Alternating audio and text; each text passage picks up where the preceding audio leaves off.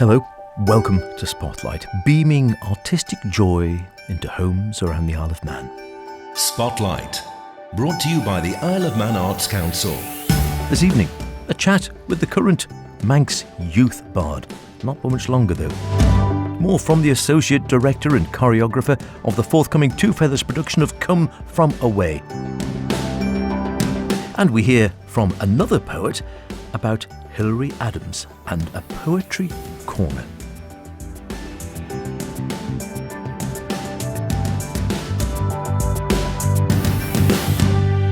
Remember, do get in touch with any creative artistic endeavours you might be involved in planning, hoping to create or would really like to, yes you know it, put in the spotlight. That's this programme. Poetry, two of those tonight, theatrical, musical, literary, ceramic, sculpture, drag, film, mime, social media, digital, calligraphy. Oh, there must be loads more, I just don't know. Why not tell me about them? Howard Kane with an E at manxradio.com, spotlight at manxradio.com. I'll see them both. I will always reply. Eventually, might take me a day or two. Love to get you on the show if you've not been on. So this evening, two poets separated by a choreographer. Not a bad mix. You might well have heard 7th Manx youth bard Ellie Reynolds with a lovely love poem last week here on Spotlight.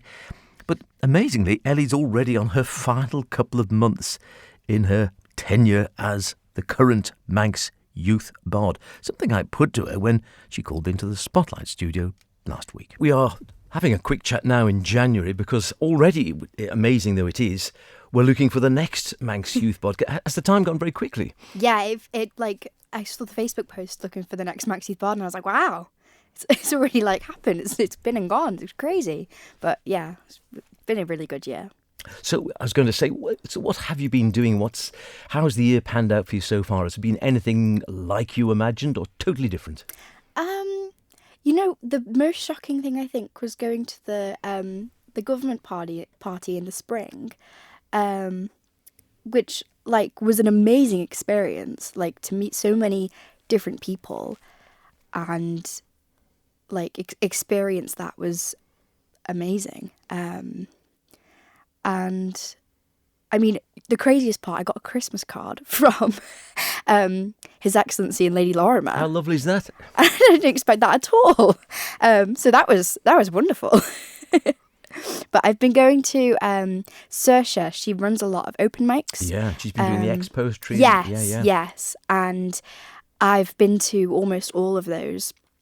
And it's been so phenomenal to meet so many poets with so many different styles and to kind of be part of a little poetry family. It's very nice. And yes, we've been talking to Saoirse about the X poetry. So are you all in the sort of younger bracket? Are all the poets there older or are there lots of younger poets coming along as well? There's definitely been an influx in younger poets, I've noticed. I remember at the start being one of the youngest people in the room, if not the youngest. And it was kind of initially hard to know where I fit in, but I've found that now. And I think it's it doesn't matter what age you are or who you are. We're all poets, and that unites us. And I think it's so beautiful. How have you found the performance side of it then? It sounds like from what you're saying you quite enjoy it, because it's always a funny one with poetry, I think, in that you can have some really, really good poets who don't necessarily like reading their poetry out. They love the writing and they love committing it to paper or putting the words from their head down and structuring a poem, but don't necessarily like to perform it. Do you, I'm guessing from what you're saying, do you like the performance aspect? You know what? It still makes me really nervous to the point I will be trembling. And I've been doing things on stage since I was 5. So I thought I'd be okay with it, but I think it's the whole aspect of you're you, and it's so raw and emotional, and for some of my poems especially, that to be able to go up there and read those out and be open and honest with a room full of people, and you're you rather than a character or something, it's very vulnerable, but it's very meaningful, I think. I do really enjoy it because it's so uniting, I guess, between all of us. And I know exactly what you mean, because again, I do a bit of poetry and I've done acting, and you're right, if you're acting, then you're playing someone else, of course. That's the skill. You're pretending to be someone else. Yeah. If you're reading out one of your poems, particularly if it's something sort of which has come from deep inside you, it feels quite exposing, doesn't it, in many ways? Like you're sort of exposing yourself to others and also allowing them to sort of peer into your soul a bit. Yeah, definitely. Yeah, it can be a bit scary, can't it? Has it been any major challenge? Because I think is when you're poets or when you're a bard, you sometimes it's not just about the poems you might like to write from yourself or your own point of view, but you're sometimes asked to write a poem for a specific event. Has that happened at all? Or? No, I did set myself to write a Christmas poem for a Christmas open mic, which I wrote day of, morning of, which was a little bit like I definitely procrastinated it. I think that was my biggest problem, really. But it was a little bit of a challenge. But once I got going, it was there. And I did do back in April of last year. I did do like National Poetry Month, where I kind of dedicated myself to write a poem based on a prompt for about, I think I did 25 days, something like that. Which that was definitely like a lot. But it was I learned a lot from that. I learned my technique more and my style more, which was nice. And do you think that's developed over the year? I definitely think so. Like, I look back at some of my old poems and I'm like, what was I saying? Like, what is that? But I look at some of my recent poems, probably from the last 6 months, and I'm like, that's pretty good, you know? I quite like that. It's all right. And how do you write generally? Again, you were sort of hinting at it there, but are you the sort who likes to write every day and has something? Do you wait for inspiration to strike? Or do you, I know Annie Kissack, one of the former bards, I think she always has a notepad with her and, you know, she's always jotting things down, I think she says. Are you that sort where you have little ideas, you hear something, you see something, you smell something, I don't know, just something jogs your mind, ooh, I could sort of write something about that? So typically for me, if I get like a burst of inspiration, I remember hearing something when I was away, and it was like an old woman, and she was saying that her husband got her a necklace for every year they were together, and I wrote that down in my notes app because I thought that was so beautiful. So if I hear things like that and see things like that, I write them in my notes app and see if that develops further. That hasn't, but who knows? But typically for me, it will be like a surge of inspiration. Usually on a bus, I'll just be like, oh my God, I want to write a poem about this. And I just sit, and usually I'll do it in my notes app. But I also sometimes will be up at night and I'll be like, I think I could write a poem, and I'll just open my notebook and start scribbling away. Yeah, because I see you've got both on the desk in front of you there. Lovely copperplate writing in your pad. And I was wondering whether you do write longhand into a notebook or you use the much more modern alternative, as you say, of using an app or something on your phone. It's much a mix of both, really. I do find there's more, like, I prefer the romanticism of writing it down. I think that's... It does feel more right for poetry. Yeah, doesn't it? yeah. Like, I get a nice pen and I just sit and listen to a bit of, like, classical music and write a poem. I like that. But if I'm, you know, unable to get a notebook, then I do write it in my phone. Or on the bus, yeah. Yeah. I like the idea of writing. Tricky to actually write on the bus. I think you're much safer on a phone. Yeah, definitely. So how long have you got left now? There's another 4 months, is it? What is it? I think it's 2 months. 2 months, oh gosh. I think already. the inauguration for the next Manx Youth Bard is in March. Oh my goodness. Yeah. My goodness. So anything coming up before you finish your tenure? I have been invited to the launch of the Poetry Trail. Brilliant. Yeah, so I'm very excited about that. That's the 7th of February, I believe. 17th of February, maybe. Yes, I know it's coming up in February. I'll have to check the date as well. Okay. It is in February, yeah. Because yes, I was possibly doing something there. You've jogged my memory as well. I'll check on that to see whether I can make that or not. Right. So that's wonderful. And then I could say, and then you'll be replaced. Incredibly, it doesn't seem that long ago we were chatting when you've just taken over. But any words of wisdom for someone who might be your successor, maybe someone who's listening and thinking, I don't know whether I should have a go or not. I quite like writing poetry, but I don't know whether it'd be good enough, or I don't know whether I should give it a whiz. Well, those are the thoughts I had. I remember being sat in my English class and my English teacher was like, oh, they're doing a poetry competition, and, you know, and I was like, oh, I'll just do it, you know, why not? I've not got anything to lose by putting myself in there. And I ended up getting it. So I say just go for it. And I think the beautiful thing about poetry, and what I tell to like a lot of people, is that like with poetry, there's no right answer. You can write whatever you want, and there's no set form to write poetry. So whatever you're doing, it's right, and whatever you're doing, someone out there will really enjoy it. It's true. It's true. So you have no regrets from giving it a whiz and having been the bard for the year? No regrets. It's been a wonderful experience. Excellent. I've gained a lot of, especially like skills meeting new people. I think that's really important, especially with me going to uni this year. So it's definitely been a valuable experience. That's the exciting thing as well. And so, as you say, a very busy year. You've just been doing your mocks, you're saying exams coming up, university to apply for and get into, and I think you're saying you're hoping to do English literature there. Do you see yourself carrying on with your poetry? Definitely. Poetry's been in my life since before Manx Youth Bard. It's very much like an emotional outlet, especially for strong emotions.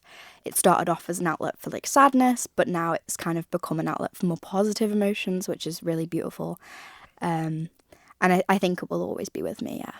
That's lovely to hear. And I believe you brought a couple of poems with you today that perhaps we can hear one or two now. Yes. So this first one, last year, my great nan passed away. So this one is called Butterflies. I'll always remember being 6 years old, running around your royal gardens, picking pears from the tree in the corner, and eating countless biscuits as you quietly handed over £10 notes. I'll always remember your scolding comments to my dad. The cheek, you'd say, as my sister and I giggled, and you flashed a soft smile. The warm hugs when we arrive, the loving kisses placed on cheeks, the standing at the door as you wave goodbye. I'll never forget the last time I saw you. You held on to me, walking having become painful. They asked me to get out of the photo, offering you little support. You told them no and shook your head. They quickly piped down. And now, you're seen in the flowers, bluebells in fields, soft orange butterflies fluttering by. Legacy left in sweet chocolate cakes and all of nature to be eternized forever. What a great talent Ellie is, and super to hear she will continue with her poetry. Who knows where it might end up? And best of luck to Ellie, of course, as she prepares for university.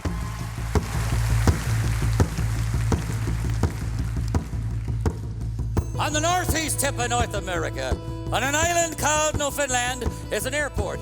There used to be one of the biggest airports in the world, and next to it is a town called Gander. The wonderful show Come From Away will be coming to the Gaiety stage later this year, courtesy of Two Feathers Productions.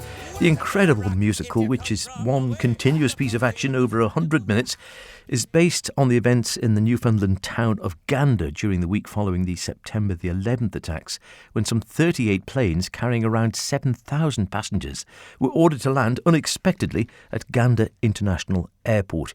It's all about how they were taken in, all these strangers, by the small local community. Well, Associate Director Tara Overfield was also the choreographer for the show in the West End when I saw it a few years back. I have to say, it was brilliant.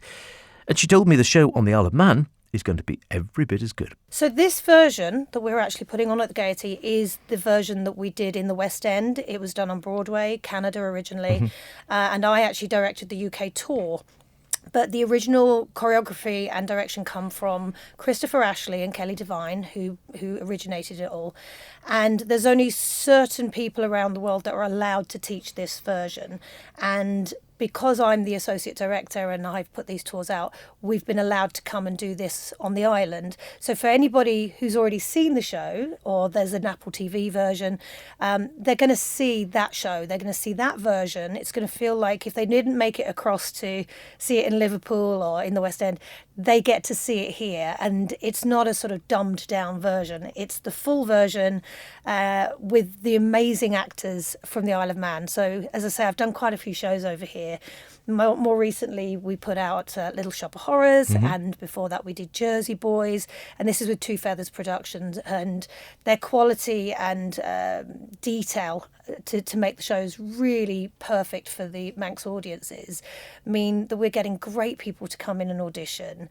We've got a superb cast of 12 triple threats who can sing, dance and act. And they're going to be put through their paces. I will tell you that much, because it's one of the hardest, simple shows you've ever seen. Because to an audience, it should just storytell. You should sit down and it'll just fly by, and you should get on the train and it goes with you. And before you know it, you're on your feet, hopefully at the end, appreciating what they've done. For the actors, it's going to take weeks and weeks of rehearsals. It's very precise. And they will be drilled because, as I say, I want them to give... Mercilessly. It's a tough show because I want them to provide the quality that the audiences have received across the world that made this Olivier Award-winning, Tony Award-winning. In fact, we were having absolute sold-out audiences in our first year of Come From Away in the West End, and it was actually COVID that shut us down. But it would have gone on and on and on, and then when we came back from COVID, it was trying to sort of get the audience going again. It's a very word of mouth show. Obviously, the name doesn't mean a lot to anybody. Come from away. I think over here you say come from across, but it's about people who come from away from the island. And on this occasion, 9,000 people came from away.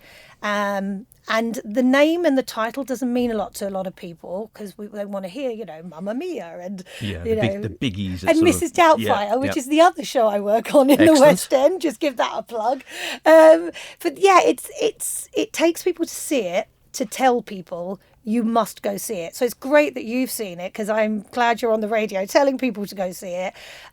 Because if they miss out, I think we're only doing 10 shows. So I think, if they don't get to see it after 10 shows and then they hear all their friends who've been to see it, it's like, gosh, you really missed out on that one. It was fantastic. And I sound like I'm really bigging this up, but I am so proud of it.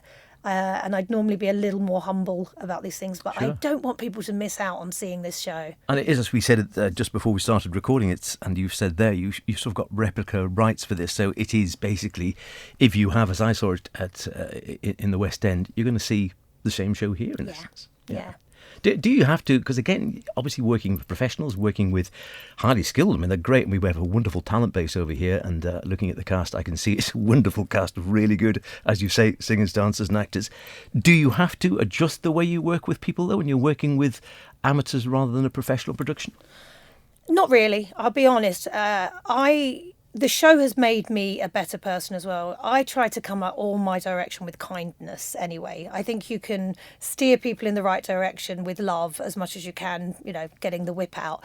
But I find that these actors really want to be here. They want to do it because a lot of them do have other jobs. So they're giving up their family time, and some of them miss out on going on holidays because they're having to work around my busy schedule, and I'm having to fly over because I still live in London.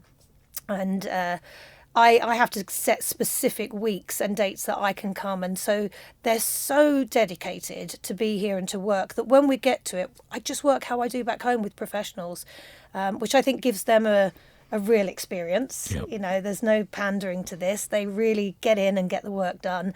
And that shows. So for anyone who came to see Jersey Boys, and all those shows, they'll go, this is really good. This is as good as you would see on one of the tours across or the UK West End, because they really put the work in, and it shows in the standard, I'd say.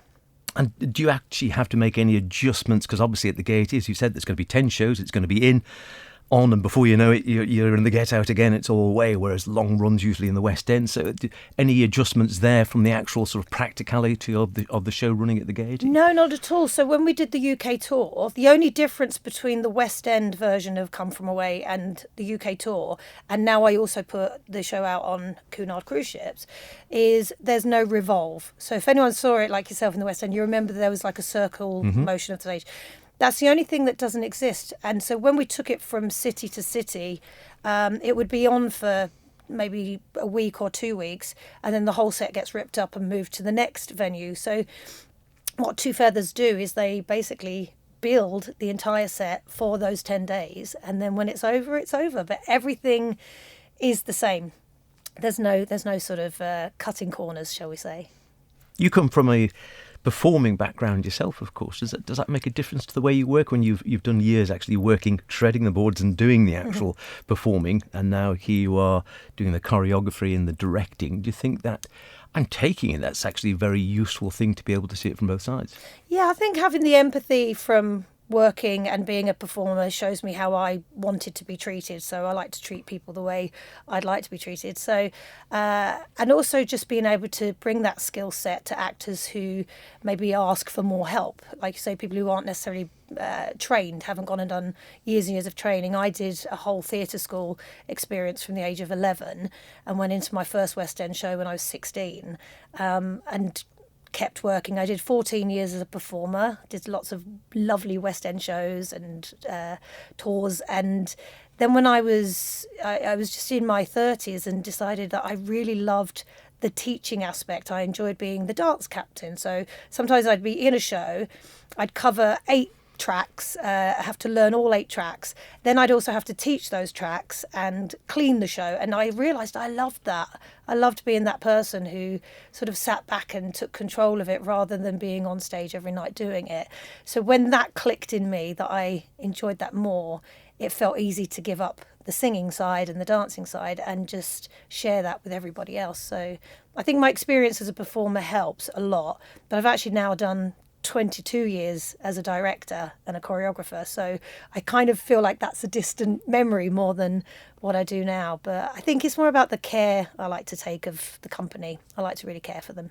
It is a musical, of course, so wonderful acting, wonderful dancing, a fantastic storyline, all based on truth. But of course, we should not forget the music side of it. And again, it's very sort of Celtic-y, folky sort of sounding, and they were very immersive, the actual musicians with the actors. Yes. Well, there's a real Irish sort of feel. People come to see the show, and I've even had comments like, oh, they're doing a bit of a dodgy Irish accent. I'm like, no, actually, the Newfoundland, they say Newfoundland as well in America. I think over in England we say Newfoundland. There were a lot of fishermen that ended up settling there and staying. So generations past, it had a very Irish sounding accent. Now it's blended more with North American, that Canadian sound. So the Newfoundland accent's quite a mush of North American, Irish. There's a little kind of West Country ooh-y kind of sound in there as well. So we're going to spend a lot of time on dialect, and the same thing goes for the band and the music. Is a lot of Celtic and Irish influence. So the fiddle and the whistle and the bow run, it gives it that real sense. But again, I liken that to the Isle of Man because I laugh with my husband's accent. It's to me as a Londoner, I find the accent sort of like Liverpudlian and sort of, you know, like this and that. There's blends of what makes a Manx accent, and if someone else was trying to sort of do that, they'd say that's just a bit of a weird Scouse accent. You're like, no, it's not. And that's the same with the Newfoundland. They've got a bit of, so when people come to see it, if they assume they're doing weird Irish accents, they should check out how it sounds to a Newfoundlander. It is a unique show, I must admit, very different. It is, like I said, all based on truth, which is wonderful. What would you say to someone then, a bit like myself in a way? I went along and it was a friend, like I said, Carl Bovenizer, who said, you really ought to go and see it, H. Even if you're not a fan of the musical genre per se, you'll like this. What would you say to draw someone in who's thinking, well, I've not heard of this show, you know, I don't know. What would you say to pull someone in to come and say, come and see this one? Well, I think in general, there are people that just don't ever want to come across to the idea of seeing a musical, and you can't always change everyone's minds. But I'd say for anyone who has an interest in the story, has an interest in going to see something like they've never seen before, it's very much a play set to music. But as you said, the music's really great and it drives you along. It's like when you pick up a really good book and you can't put it down. This is the musical equivalent of that. So I'd ask people to broaden their, horizons on their musical theatre experience, and even people who generally hate musical theatre, give it a go. And if you hate it, I apologise, but I don't think you will. Not one person that I've ever met hasn't walked away and said this is one of the best shows they've ever seen. And that's why I feel like it's a special show. And it's a special show to bring to the Rock, as we call it here, because the opening number of the show is called Welcome to the Rock. and it's about what they call their island. And there's so many coincidences and reasons why it would resonate with the people in the Isle of Man. And as I say, it's just special to get a Broadway show, West End show, in its full version without having to jump on the ferry or the EasyJet, as they say, and go over across to see it. You're going to have it right here on the island. All the bells and whistles, everything you would expect elsewhere, we're going to have it here in the beautiful Gaiety Theatre. Come From Away is at the Gaiety Theatre from the 10th to the 18th of July and is booking now. Back to the poetry, and a new poetry corner is going to be opened at the Ward Library in Peel at the end of this month. It's based on the poetry book collection of poet and academic Hilary Adams. Well, Hilary's daughter, Kate Kirk, dropped by to tell me more. So, her name is Hilary Adams, was Hilary Adams, and she just adored the island. My sister's been here over 30 years. I've made 26 years in April, but Candy's been in Peel for over 30 years. And my mum just took to the island right from the very beginning. By background, she was an English teacher and a poet. And when she retired, she continued doing poetry. And she met a lovely poetry group at Keele University in Stoke-on-Trent. And she would go there regularly and they'd set tasks for them. And as she got into her late 80s and early 90s, she couldn't get to Peel. She gave up driving and had a lovely correspondence with Phil Williams, who was the lecturer at Keele. And he would send her the homework. Things like translate from one language into English and then create a ballad. You know, quite complex things to do, but then to write poetry, comic poetry for children. So a whole range of things which kept Mum's brain totally stimulated. Wonderful. And now, you said she, as you say, she was a poet, a scholar, a book collector, but there's going to be a collection of Hilary's poetry books in Peel Library. Absolutely. So my mum, because I write poetry as well, nowhere near as good as Mum's, but she knows that I love poetry, and she left me in her will all her poetry books. And can I say that was 337? That's a good collection. It was an amazing collection.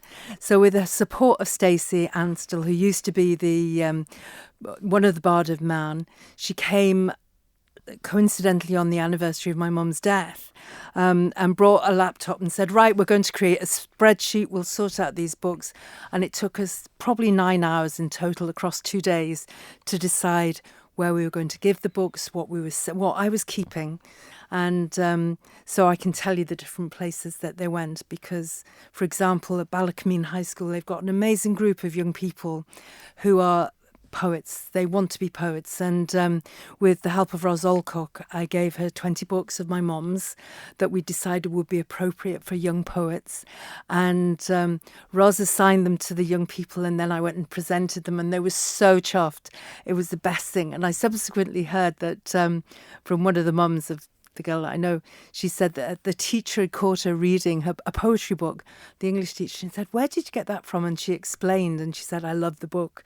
So it's just been such an important thing. And another place that I gave them to some of the poets who'd written a book for Mum called Poems for Hilary, because they'd had correspondence through Stacey, and it was beautifully illustrated by Kirsten Wafer, who's a friend, you know, and these poems are so delightful, and they're of the island, you know. So we gave a load of those books out, and then to Saoirse Coyle, who wrote in the book, but also because Saoirse's been really pushing poetry with, I think it's called Poetry X, Facebook, yeah. And it's just amazing what she's done, and the open mic sessions, which are just a joy. So, yeah. And then the final one is we've been trying to find a space that could just be a corner for my mum to have the books. And luckily we've been working with Rebecca Hogg, who's a librarian at Peel Library, the Ward Library Peel. Let's get its right name. Yep. And so we have 3 shelves, which we'll curate, myself, Stacey, and possibly Ros as well, if she has time. She's really busy at the library in Ballacameen. And so the bottom shelf is going to be we're calling it Dipping into Poetry. So they're very generic anthologies, gentle things for you to learn. If you want to know about poetry, this is the place to start. The middle shelf is going to be a theme, and obviously it's coming up for February, so the first theme is going to be love. And we'll put some books, some poetry books about love, and probably, I think there's one about mourning that we're choosing because there was an elegy. It was dedicated to the loss of the poet's wife, and it is about love and death.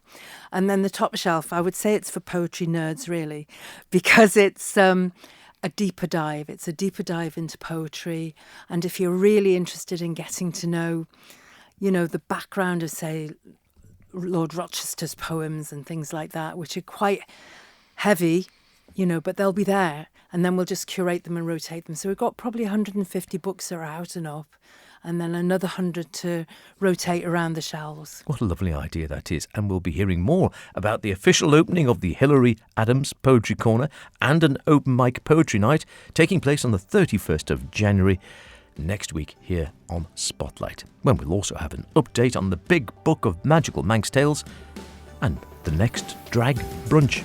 That's about it for now, though. See you next week. In the meantime, be good, and whatever you're doing, be creative about it. Hey, Mo.